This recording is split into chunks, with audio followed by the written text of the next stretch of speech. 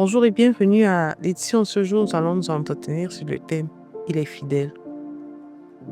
Dans la continuité des enseignements du début de la semaine sur la foi, nous allons examiner ici aujourd'hui combien le Seigneur ne laisse jamais tomber ses enfants.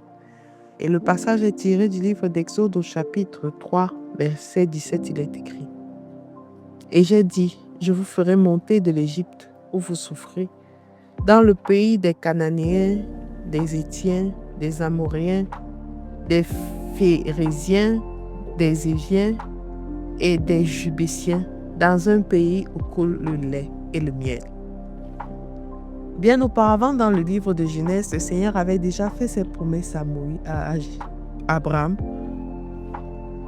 et il lui avait expliqué que son peuple irait en captivité. Il avait eu la vision de ce que le peuple finirait par sortir de cette captivité et entrer dans la terre promise. Beaucoup de ceux qui ont reçu cette promesse n'ont pas vu l'accomplissement de cette promesse. Mais ce n'est pas à dire qu'elle n'a pas été accomplie. Moïse, même après, n'a pas pu entrer dans la terre promise. Et comme la majorité des enfants d'Israël qui sont partis de la captivité d'Égypte n'ont pas tous pu entrer dans la terre promise. Ce n'est pas à dire que Dieu n'est pas fidèle. Dieu est fidèle dans toutes ses voies. Il n'est pas un homme pour mentir ou le fils d'un homme pour se repentir. Ce qu'il a dit, il l'accomplira. Il a dit à Abraham, il avait déjà annoncé à Abraham et il a réitéré à Moïse près de 600 ans après. Le Seigneur est resté fidèle dans ses propos. Le Seigneur qui a apparu à Abraham est apparu aussi à Moïse pour lui confirmer la promesse qui avait été faite s'agissant de son peuple. Alors il les amènerait dans un pays où coule le lait et le miel. Ils y sont arrivés. Ils n'y sont pas arrivés seuls, ils y sont arrivés parce que le Seigneur avait établi des leaders, étape après étape, pour leur montrer le chemin. Le Seigneur s'était fait établir des oins qui dresseraient le chemin ou qui aideraient les enfants d'Israël à suivre une feuille de route. Abraham a adoré l'Éternel en son temps. Le peuple que Moïse a connu n'adorait même plus l'Éternel des armées, puisque l'Éternel a dû se faire s'en connaître à nouveau par son nom par eux. Ils adoraient les dieux égyptiens. Peu importe, Dieu continuait à avoir les regards sur son peuple, malgré que le peuple s'était détourné de lui, malgré que le peuple ne suivait plus ses voies. Le Seigneur avait toujours ses regards sur eux. Alors, je ne sais pas ce que tu penses ou pourquoi tu te retiens de continuer à poursuivre la vision que Dieu a mis en toi.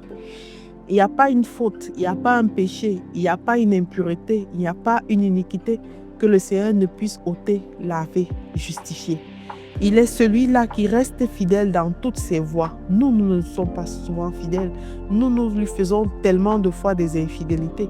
Mais lui, quand il déclare une parole, s'il a déclaré de génération en génération, cette parole viendra à s'accomplir. Nous devons juste continuer à y croire parce que Dieu est fidèle dans toutes ses voies. Nous les hommes, nous sommes infidèles et nous ne sommes pas parfaits. Mais nous avons besoin de repartir vers lui et de lui dire que sans lui, nous ne sommes rien. Ses enfants se sont détachés de lui, mais il est revenu réitérer à Moïse que parce qu'il est le Dieu qui s'est révélé à Abraham, parce qu'il est le Dieu qui s'est révélé pour son peuple, il accomplira pour son peuple les choses qu'il a décidées. Il fera en son temps des choses qui doivent arriver et ces choses sont effectivement arrivées. Il est fidèle, bien-aimé, dans toutes ses voies. Alors tu ne peux pas être vivant et refuser de croire. Tu ne peux pas être vivant et cesser de t'attendre à Dieu dans tout ce que tu fais.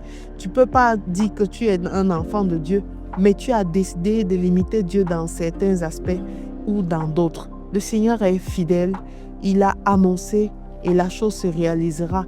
Il a déclaré dans ta vie que tu es béni, que tu es sa choisi, que tu es son choisi, que tu es celui-là qu'il a établi pour de grandes choses. Alors ça arrivera. S'il a fait pour toi, il a fait pour toute la génération qui vient. Crois seulement et tu verras sa gloire parce qu'il est fidèle. Alors je te recommande ce matin de faire cette prière. Père éternel, je te rends grâce pour ta fidélité. Tu m'as choisi avant même que je ne sois dans le sein de ma mère, Seigneur. Et tu as établi pour moi des projets de paix et de joie. Donne-moi davantage de m'attacher à toi, Seigneur, afin que je ne me détourne pas de tes voies, afin que je voie la promesse que tu m'as faite se réaliser. C'est au nom de Jésus-Christ que nous avons prié. Amen, amen, amen.